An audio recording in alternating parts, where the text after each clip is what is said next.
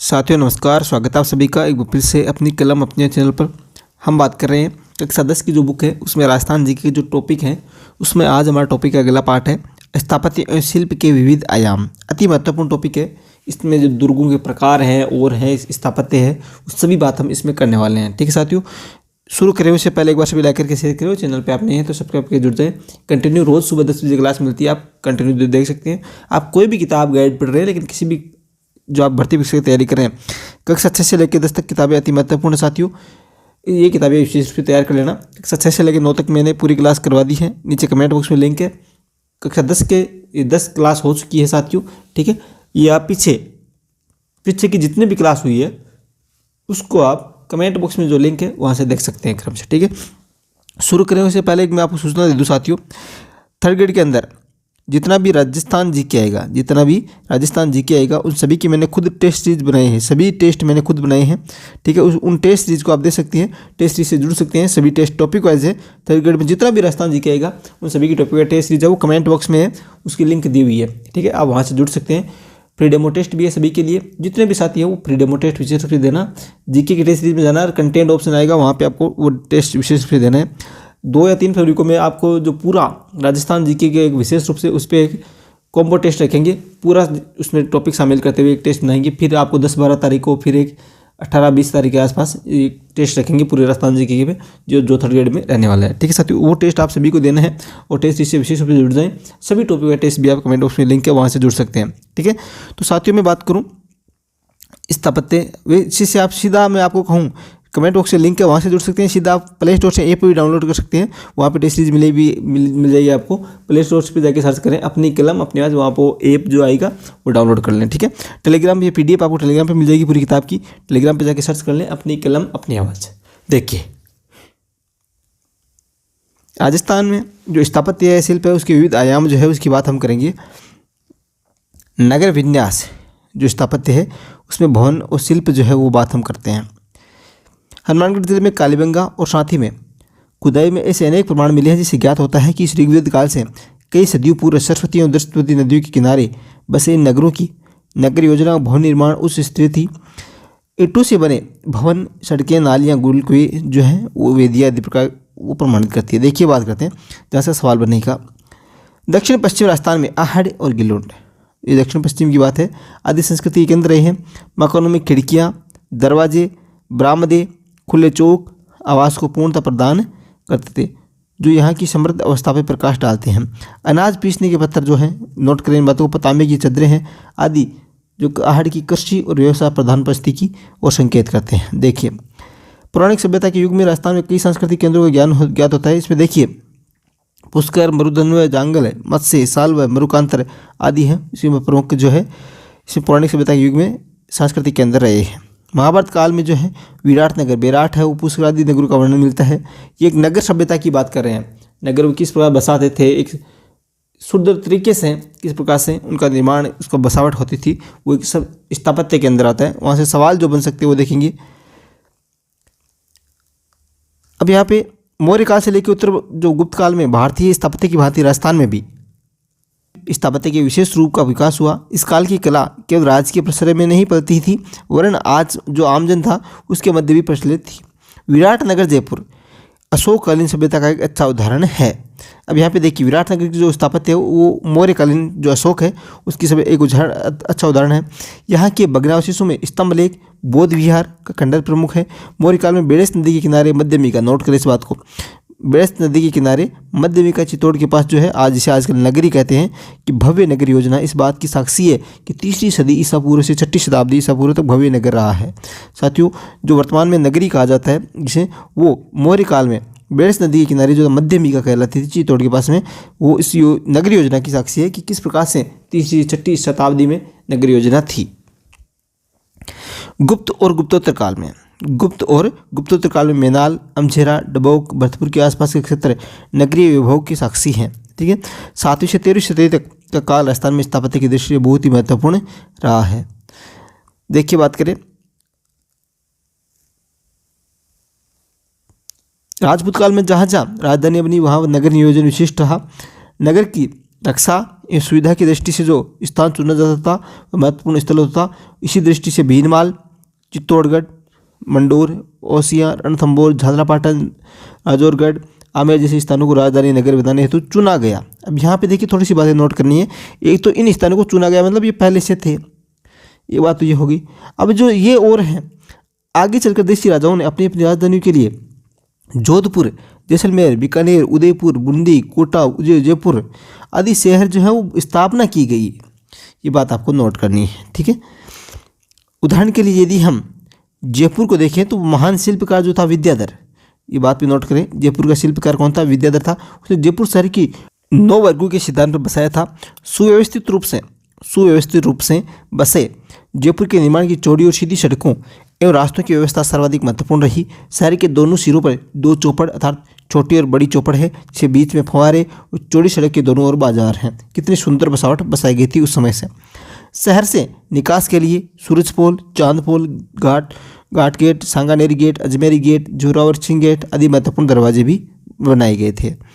सवाई जय सिंह की कल्पना को साकार करने के लिए जयपुर शहर की नींव, नोट करें इस बात को, नींव कब रखी गई?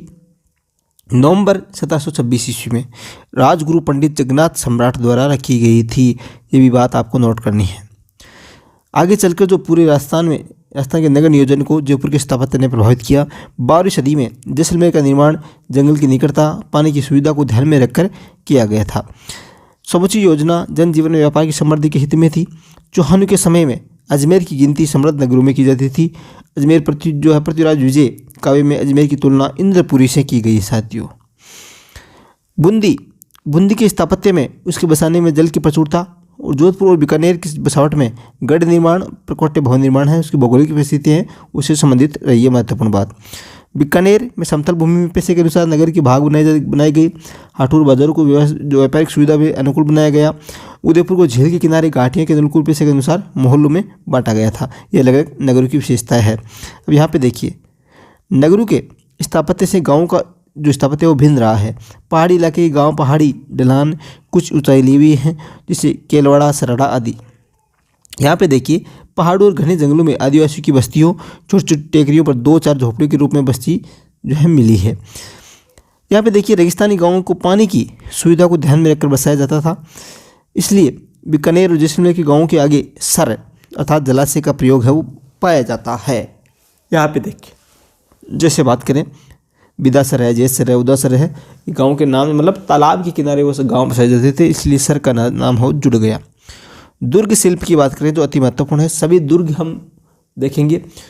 इसमें क्या है कि थोड़ी लंबी हो जाएगी, इसलिए दुर्ग जो प्रकार है वो इसमें देखेंगे, दुर्ग के जो निर्माण है वो देखेंगे। उसके बाद में जितने भी दुर्ग हैं वो हम अगली क्लास में देखेंगे। बहुत ही महत्वपूर्ण वो क्लास होने वाली है। इसमें आराम से भी बहुत बात इस क्लास में बाकी पड़ी है, ठीक है। ये भी आज ही हम पूरी देखेंगे। दुर्ग शिल्प की बात करें तो राजस्थान का शायद कोई जनपद या अंचल ऐसा हो जहाँ कोई छोटा बड़ा दुर्ग या गढ़गढ़ी न हो। दुर्ग निर्माण की परंपरा यहाँ बहुत प्राचीन काल से चली आ रही है। शुक्र नीति के अनुसार जहाँ राज्य के 7 अंग माने गए हैं, उनमें उन 7 अंगों में एक क्या है, दुर्ग भी एक अंग माना गया है। संपूर्ण देश में राजस्थान का वह प्रदेश है जहाँ पर महाराष्ट्र और मध्य प्रदेश के बाद सर्वाधिक गढ़ और दुर्ग बने हैं। देखिए, राजस्थान का गढ़ और दुर्ग में कौन सा स्थान है जहाँ पर सर्वाधिक बने हैं? तीसरा। सबसे ज़्यादा महाराष्ट्र और मध्य प्रदेश में। यहाँ पे देखिए, राजस्थान में दुर्गों के स्थापत्य के विकास का प्रथम जो है उदाहरण कालीबंगा की खुदाई में मिलता है। साथियों, ये विशेष रूप से नोट कर लेना। दुर्ग के स्थापत्य के विकास का प्रथम उदाहरण कहाँ मिलता है? कालीबंगा की खुदाई में। इस बात को विशेष रूप से नोट कर लेना। अब यहाँ पे देखिए, प्रश्न कैसे पूछा जाता है। बात करें, कालीबंगा आपकी सभ्यता सिलेबस में है, ठीक है, और आपके दुर्ग भी सिलेबस में है, स्थापत्य भी सिलेबस में है। तो यहाँ पे यदि ये सवाल पूछते हैं तो आपके 2 टॉपिक एक साथ में बन रहे हैं। यहाँ पे दुर्ग आ गया, ठीक है, दुर्ग से संबंधित सवाल पूछे, स्थापत्य संबंधित आ गया, और एक कालीबंगा सभ्यता वाला भी आ गया। इस प्रकार से मिलकर जो सवाल बनते हैं। जैसे मैं बात करूँ करंट आपके राजस्थान जी के आना है, ठीक है, तो करंट में संभावना ज़्यादा कहाँ बन रही है? जैसे योजनाएँ हैं, योजनाएँ आपकी अलग पार्ट भी है और आपके करंट भी है, ठीक है, इस प्रकार से। और इस बात करूँ जैसे कृषि है, कृषि के नवीनतम आंकड़े वो करंट में आ जाएंगे, पशुधन के नवीनतम आंकड़े आ जाएंगे, जनसंख्या के नवीनतम आंकड़े आ जाएंगे। इस प्रकार से मतलब जो करंट का पार्ट बन रहा है, जो योजनाएं चल रही है और घोषणाएं की जा रही है, जो आपके अन्य सिलेबस में भी है, वहाँ से संभावनाएं ज़्यादा बनती है प्रश्न बनने की। कालांतर में मौर्य, गुप्त और परवर्ती युग में दुर्गों के निर्माण के लिए निश्चित आधार दिखाई पड़ते हैं। इस समय दुर्ग निर्माण में मंदिरों और जलाशयों को प्रधानता दी जाने लगी। राजपूत काल में राजस्थान में बने दुर्ग में जो भाटियों का सोनागढ़, अजयराज चौहान का गढ़ बीटली तारागढ़, विशेष रूप से में जो है कुंभा का मांडलगढ़ आदि है वो उल्लेखनीय है। त्रायन के दूसरे युद्ध में पृथ्वीराज चौहान की पराजय के बाद दिल्ली में तुर्क अफगान शासन की स्थापना हुई, जिसका प्रभाव राजस्थान के दुर्ग स्थापत्य पर भी पड़ा है। 13वीं सदी के बाद दुर्ग बनाने की जो परंपरा में एक नया परिवर्तन दिखाई देता है। इस काल के दुर्ग जो है निर्माण में सुरक्षा का विशेष ध्यान रखा गया। अब दुर्ग वहाँ बनाए जाने लगे जहाँ ऊंची ऊंची पहाड़ियाँ हो या ऊपर से चौरस हो। यहाँ खेती योग्य भूमि, सिंचाई के साधनों का समुचित प्रबंध किया गया। इस समय प्राचीन काल में जो दुर्ग बने हुए थे वो जो जीर्ण शीर्ण का खंडहर हो गए थे, उनका पुनर्निर्माण है वो भी किया गया। जैसे आबू में जो अचलगढ़ है उसका पुनर्निर्माण किया गया। महाराणा कुंभा ने इसे नवीन दुर्ग में परिवर्तित कर दिया। फिर देखिए कुंभा ने चित्तौड़गढ़ दुर्ग का भी आवश्यकता अनुसार पुनर्निर्माण करवाया था। यहाँ पे देखिए जो सवाल बन रहा है अति महत्वपूर्ण है साथियों, विशेष रूप से नोट कर लेना इस बात को स्टार लगा के। राजस्थान के 6 प्रमुख दुर्ग हैं। राजस्थान के 6 प्रमुख दुर्ग जो है आमेर महल, गागरोन, कुंभलगढ़, जैसलमेर, रणथंभौर और चित्तौड़गढ़, ठीक है। उनको जून 2013 में नोमपेन में हुई वर्ल्ड हेरिटेज जो है कमेटी की बैठक में यूनेस्को की वर्ल्ड हेरिटेज साइट की सूची में शामिल किया गया था साथियों, वर्ल्ड हेरिटेज साइट में, ठीक है। ये 6 दुर्ग कब किए गए? जून 2013 में। प्राचीन ग्रंथों में दुर्गों की जिन प्रमुख विशेषताओं का उल्लेख हुआ है वे राजस्थान के दुर्गों में प्राय देखने को मिलती है। सुदृढ़ प्राचीर जो है, अभेद्य बुर्ज हैं, किले के चारों तरफ गहरी खाई है, परिखा है, गुप्त प्रवेश द्वार है, सुरंग है, किले के भीतर शिलाखाना यानी शस्त्रागार है, जलाशय, पानी के टांकी, राजप्रसाद तथा सैनिकों के आवास गृह यहाँ पे मिलते हैं विशेषताएं। बात करें दुर्गों के प्रकार की, जहाँ से बार बार सवाल पूछा जाता है साथियों और पूछा भी गया है, ठीक है, पूछ भी सकते हैं, ये भी बात नोट करना है। अब दुर्गों में प्रकार है, कई प्रकार के दुर्ग हैं, उनके नाम आपको विशेष रूप से ध्यान रखना है, किस प्रकार से सवाल पूछते हैं वो भी देखिए। पहला हम देखते हैं ओदुक दुर्ग या ओदक दुर्ग भी आता है, जैसे ओदुक या ओदक या जल, ठीक है। इसका तो आप ओदुक से नाम याद रखना है, ओदक यानी जो पानी से संबंधित। देखिए ओदक दुर्ग, जल दुर्ग, जिसे ओदुक भी आ सकता है, ओदक भी आ सकते हैं। जल दुर्ग यानी ऐसे दुर्ग को कहते हैं जो विशाल जलराशि से घिरा हुआ हो। जैसे बात करें गागरोन, उदाहरण पूछ सकते हैं, पूछा भी गया है। गागरोन किस दुर्ग का उदाहरण है? तो ओदक दुर्ग जल दुर्ग का उदाहरण है। इसमें अन्य जो है ऑप्शन ऐसे आ सकते हैं, जैसे गिरिवन जो धानवन दुर्ग है, वन दुर्ग है, एरन दुर्ग है, इनमें से कौन सा है गागरोन का किला? तो आपको ध्यान रखना है गागरोन का किला है जो पानी से घिरा हुआ है, तो वो जल दुर्ग या ओदक दुर्ग कहलाता है, ठीक है।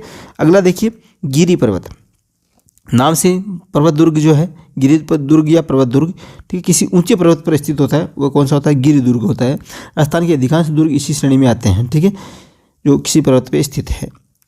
इससे भी सवाल पूछ सकते हैं, कोई सा भी दुर्ग जो हो पर्वत पे हो उसका उदाहरण पूछ सकते हैं, किस दुर्ग का श्रेणी का है। देखिए बात है मरुभूमि में बना हुआ जो है वो धानवन दुर्ग कहलाता है। मरुभूमि, ठीक है, मिट्टी टीले आदि पे जो बना होता है वो धानवन दुर्ग कहलाता है। साथियों नोट कर लेना इस बात को। जैसलमेर का जो दुर्ग है वो धानवन दुर्ग की श्रेणी में आता है, विशेष रूप से नोट करें। सघन बीहड़ वन में बसा हुआ दुर्ग वन दुर्ग कहलाता है। सघन बीहड़ वन में बसा हुआ दुर्ग वन दुर्ग कहलाता है, जिसे सिवानाका दुर्ग, ठीक है, विशेष रूप से नोट करें। वन दुर्ग की बात करें हैं, सघन बीहड़ वन में जो वन के अंदर बसा हुआ वन दुर्ग जो है सिवानाका दुर्ग पूछ सकते हैं उदाहरण। एरन दुर्ग वे दुर्ग है। एरन क्या है? देखिए एरन दुर्ग क्या है? एरन की बात करें तो एरन वे दुर्ग है जिसके मार्ग खाई, कांटू या पत्थरों से दुर्गम हो, ठीक है, एरन दुर्ग, ठीक है। यहाँ पे चित्तौड़ और जालोर का दुर्ग है वो एरन दुर्ग की श्रेणी में आता है साथियों, विशेष रूप से नोट करना इस बात को। अब बात करें देखिए पारिक दुर्ग, पारिक तथा जिसके चारों ओर बहुत बड़ी खाई हो, जैसे भरतपुर दुर्ग, बीकानेर का जूनागढ़, विशेष रूप से नोट कर लेना साथियों। पारिक दुर्ग पूछा गया है बहुत बार, ऐसे सवाल हैं वो बन सकते हैं, उदाहरण पूछ सकते हैं कि बीकानेर का जो किला है वो किस दुर्ग का उदाहरण है। इनमें से सवाल बन सकता है साथियों, इस प्रकार से याद रखना है, ठीक है, उदाहरण पूछ सकते हैं। संभावना यही है। जिन दुर्गों के चारों ओर बड़ी बड़ी दीवारों का प्रकोटा हो वो पारिध दुर्ग, वो क्या कहलाता है? पारिध दुर्ग कहलाता है साथियों, नोट करना है इस बात को, ठीक है। पारित दुर्ग जो बड़ी बड़ी दीवारों से घिरा होता है, परकोटा हो। चित्तौड़ का दुर्ग है, जैसलमेर का दुर्ग है, वो किस में आता है? जैसलमेर का धारणवंत दुर्ग भी आता है क्योंकि वो मरुभूमि बना हुआ है और उसके चारों ओर बड़ी दीवार है, तो वो किस में आएगा? वो आपके इसमें भी आ जाएगा, पारित दुर्ग के अंदर। ठीक है, इसके अंदर बड़ी दीवार से जो घिरा हुआ होता है। सैन्य दुर्ग वह होता है जो युद्ध की व्यूह रचना को चतुर सैनिक जहाँ पे रहते हैं वो सैनिक दुर्ग आ जाता है। एक आता है सहाय दुर्ग, जहाँ पे सूरवीर सदा अनुकूल रहने वाले बांधव लोग हैं निवास करते हैं, वो सहाय दुर्ग कहलाता है। अब देखिए कुछ दुर्ग ऐसे भी हैं जिन्हें दो या दो अधिक दुर्गों के प्रकार में शामिल किया गया है। जैसे मैं अभी बात करूँ चित्तौड़ के दुर्ग को गिरि दुर्ग में भी, क्योंकि पहाड़ पे बना है, पर्वत पे बना है, वो पारिक दुर्ग, ठीक है, इसमें भी रखा गया। देखिए अब पारिक दुर्ग मैंने अभी आपको बताया क्या था। पारिक दुर्ग की बात करें, पारिक दुर्ग क्या था? जिसके चारों ओर क्या है? खाई। ठीक है, जिसकी चारों तरफ क्या है? बहुत बड़ी खाई है, तो वो पारिक दुर्ग भी आ गया। अब इसके अलावा यहाँ पे देखिए एरण दुर्ग, चित्तौड़ की बात चल रही है, यहाँ पे गिरि दुर्ग आ गया, पारिक दुर्ग आ गया। एरण क्या है? अब यहाँ पे देखिए एरण में अभी बताया आपको था, जिसमें खाई भी हो, कांटे भी हो, पत्थरों से दुर्गम हो, वो क्या आ गया? एरण भी आ गया। तो यहाँ पे चित्तौड़ का किला है, तीनों का उदाहरण है, इसे सवाल बन सकते हैं। दुर्गों के सभी प्रकारों में सैन्य दुर्गों को श्रेष्ठ माना जाता है। चित्तौड़ दुर्ग सहित राजस्थान के कई दुर्गों को सैन्य दुर्ग भी श्रेणी में रखा गया है साथियों। तो इस प्रकार से साथियों हमने आज देखे जो स्थापत्य के प्रमुख, हम कल से स्टार्ट करेंगे जो राजस्थान के प्रमुख दुर्ग हैं जितने भी, उन सभी की बात हम कल कर लेंगे। ठीक है, जिसमें एक ही क्लास में पूरे दुर्ग आपको देखने को मिल जाएंगे। मैं आपको जैसे अभी बताया था वो बात आपको नोट कर लेनी है कि 2 या 3 टेस्ट, मेरा जो विचार तो यही है, 3 टेस्ट लेने का संपूर्ण राजस्थान जीके पे। ठीक है, उसके अलावा 2 तो विशेष रूप से आप मान कर चलिए, 2-3 तारीख के आसपास में आपको सूचना दे दूंगा अलग वीडियो के माध्यम से। ठीक है, या अगली क्लास में सूचना दे देंगे। कमेंट बॉक्स में लिंक है, टॉपिक वाइज टेस्ट सीरीज है साथियों। वहाँ पे क्या है? टॉपिक वाइज टेस्ट सीरीज बनाई हुई है, मैंने खुद वो सभी टेस्ट बनाए हैं, जिसके विषय हिंदी है वो भी टेस्ट सीरीज से जुड़ सकते हैं। व्याकरण प्लस शिक्षण विधि की टेस्ट सीरीज चल रही है। ठीक है, तो राजस्थान जीके चाहे आप लेवल 5 से हैं चाहे लेवल 2 से हैं, कोई भी विषय आपके है, जितना भी राजस्थान जीके आएगा उसके लिंक कमेंट बॉक्स में है साथियों। ठीक है, तो मिलेंगे हम नेक्स्ट क्लास में, तब तक आप उस टेस्ट सीरीज से जुड़े वो टॉपिक वाइज टेस्ट सीरीज दें। धन्यवाद, जय हिंद, जय भारत।